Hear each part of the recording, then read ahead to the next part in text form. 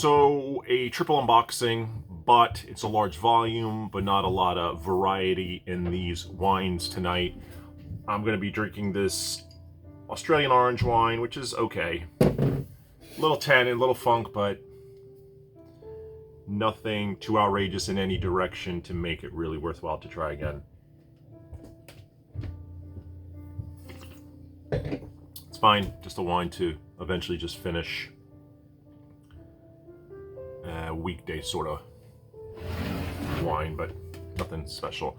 First unboxing, just 2 cabs, same bottling. This is Flora Springs Trilogy 2018. I think this cab is awesome, unbelievably awesome, and I think they were $50 each. I've seen this price all over the place. I got a discount bottle once for $37, which is insanely, it's like a steal. I would buy as many of those as I could for $37. And I've seen it all the way up to like $75. So I thought $50 was good. I was trying to get these for the wine party. Had to be the cab rather than Frank Family, but didn't come in time. They literally came today. So it is what it is. I think they're 2 great cabs. I'm having steak tomorrow. Could open one tomorrow. I'm kind of in the mood for a Bordeaux. I'll have to look through and see what's in my wine fridges. Talked about this so many times, it's probably becoming just noise, but the 2003 Riesling Spottlaser Halbertrachen, so a dry, and I bought them all out. So I bought 37 bottles. So what is the definition of insanity? Buying a store out of a 20-year Riesling. So yeah, bought every one of them they had just because I like it that much and the price is right. Additionally, I had that 10-year-old Alsatian Riesling that feels as developed as that, almost a little bit fuller, and alcohol's higher, but I would probably be buying some of those at some point, especially as I go through these, although I have a lot to go through. I don't plan on drinking them every day or anything like that, but they are easy drinkers, and I absolutely love them, and that is why I have them. So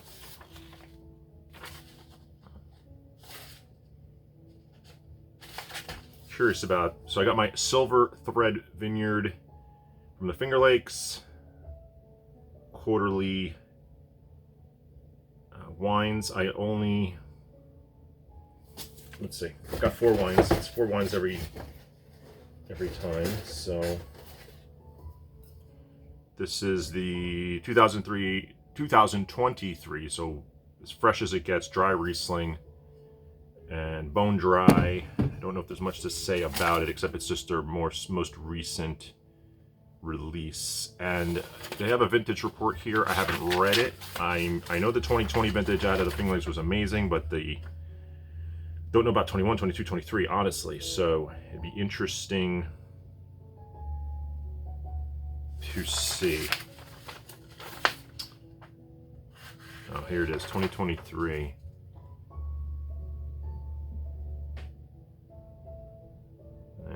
Not much to talk about there. I'll just do the unboxing, and when I do taste them, I taste them. So these I'm not going to age. I'm going to drink these. They have some aged wines at Silver Thread that when I go, I will purchase. Well, and here's one I did.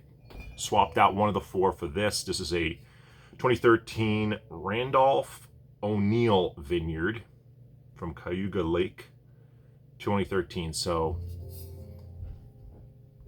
good 11 years on that, and I don't know that, I can't say I've had that vineyard, any Riesling from that vineyard yet that I know of. And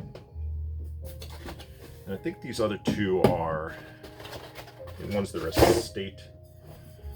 This is the 2022 State Vineyard, so they're a State Vineyard Riesling, and they do have some stats on these. I just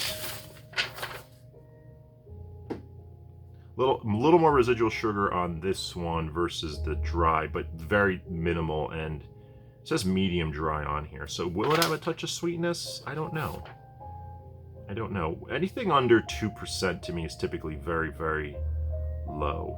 The one I didn't buy was the semi-dry 2022, because that does have 2.3. That I would sense the slight sweetness.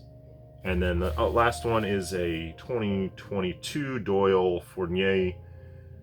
Another Riesling, of course. I think their Rieslings are phenomenal, and it's 1.0 residual sugar. So that one will probably just taste pretty dry. It says medium dry, but I feel like on the palate they're so dry, so acidic that any residual sugar is sort of masked by the acidity and kind of rounds out the wine. First year I went to the Finger Lakes. I don't know if it was the vintages I was tasting or not, but the acidity was screaming, racy acidity. And the last time it felt much softer, or maybe just get used to it. Not quite sure, but that's it. Kind of an oddball unboxing because it's not quite one. I do have an Obsidian order coming. 12 reds, I think. Pretty sure I've got a lot of the standard cabs, which I do like, and I kind of need a few sub $35 quality cabs. I don't really have many cabs at all, to be honest. So on like a steak night or something, it's nice to have a bigger, bolder type of wine. So with that, I'm gonna go have my dinner. Have a good night.